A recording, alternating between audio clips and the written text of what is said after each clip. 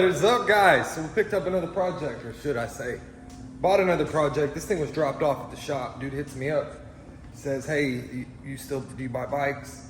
And I'm like, yeah, what you got? And he tells me, bam, 2012 KX250F, and he's pretty sure it dropped a valve.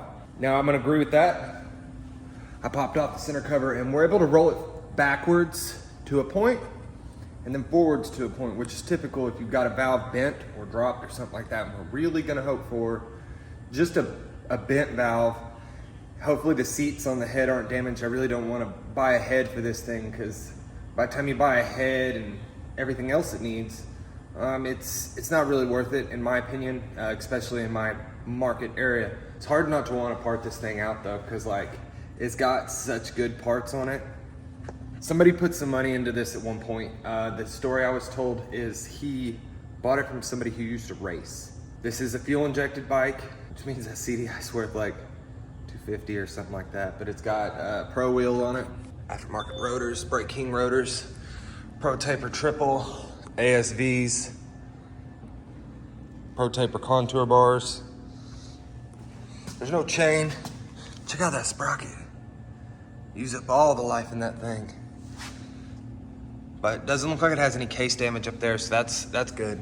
From what I'm told, this bike has been sitting for about 6 months. I know when I mentioned it to Brian yesterday that I bought this, he said he tried to buy it about a year ago and it was running at that point. The dude I bought this from was wanting to upgrade to 450F anyways. He said he had about 6 grand in this thing, which is taking a little bit of an L. That's for damn sure. 300 bucks delivered to the shop, clean title too, which is a little crazy for out here in Oklahoma. Normally this stuff isn't titled here. So let's get this thing taken apart. Let's see what kind of damage is done to that head.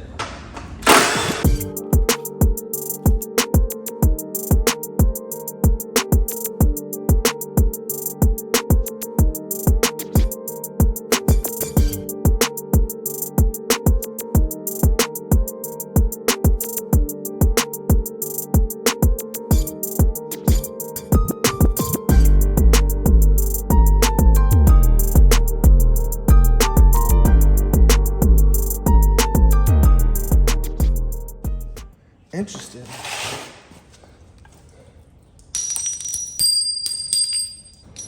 Should have considered that. He did mention the valves needed to be shimmed already, so I couldn't get it to top dead center.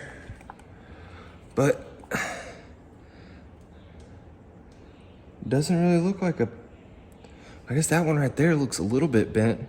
This has definitely been exposed to moisture at some point. That valve just looks slightly bent. Interesting.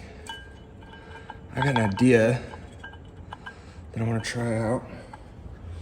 Make sure it's not the crank. I really don't want to spend that kind of time and effort on this. Look at that, that's nasty. We got all that dried out. Let's see what she does trying to turn it over. My hand. Because it would get to a certain spot and then stop. But man, that valve didn't look all bent enough to stop it. Hold that timing chain up.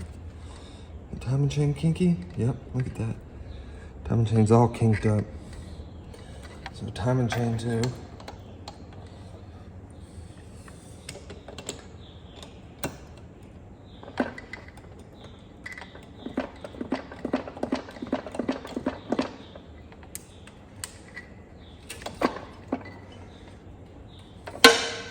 Well, scratch that, because I don't think that idea is going to work. Let's pull a cylinder off this thing. Does look rusty. All right, I'm guessing somebody left this open at some point.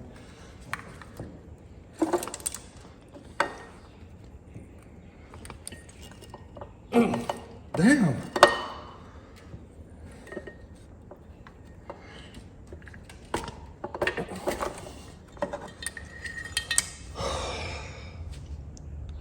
This cylinder's all jacked up. I don't know, maybe salvageable. In that shape, I'd probably rather rebuy one, or buy a new one. Like, ugh. Ugh. What? It's got a hot rod's crank.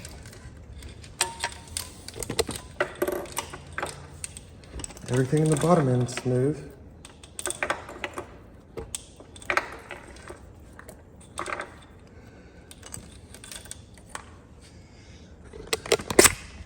It's definitely been exposed to some moisture. Look at that. Oil down there don't look too bad though. So I spent some time tracking everything down, you know, just everything we need. There's kind of a long list between Rocky Mountain and eBay. It's about $800, right at $800 aside from there's this one issue. They lost these little clips and I found them on eBay, but the dude wants $25 a piece and I need both of them. I don't know about you, I don't want to pay 50 bucks for 2 clips. Ugh. So it also said on there if it's Ford Ranger. Well, I was able to track down one Ford Ranger fuel hose that has it, but it claims it's for a 3.2 liter diesel, which is non-American.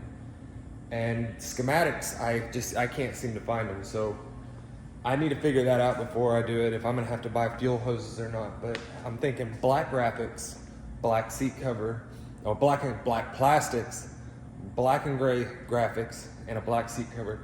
And this thing will probably turn out pretty nice. I looked them up. Everything in my area that I can find that's this model with fuel injection is right at $3 grand. Now I'm seeing a bunch of the carb models for 21 to 25, but the fuel injected ones are actually harder to find. And I'm thinking if I make it a real nice bike, it should sell pretty quickly. Man, it's so weird getting used to everything being gone in here. It's got the echo. Woo!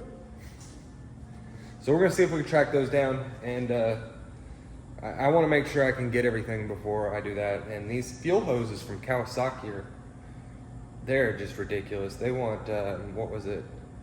$90 a piece for them, and they don't sell the clips. But as I'm looking at it now, it's got me really questioning it. These have, see there's one clip right there. I got one. So that's something to compare to at least. I'm gonna try taking this down to the parts house. I mean, if it fits on a Ford Ranger, I'd imagine that they have them. So that would be pretty cool. And especially since this one's pretty worn out, I think I need 3. What's one of these worth in your area? Like, is it, because last time I remember selling one of these, I had a hard time, but that was like 2017, 2018.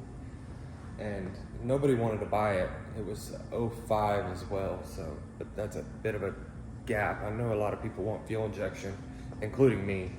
I prefer fuel injection over carbureted just because I hate dealing with the carbureted starts and stuff like that.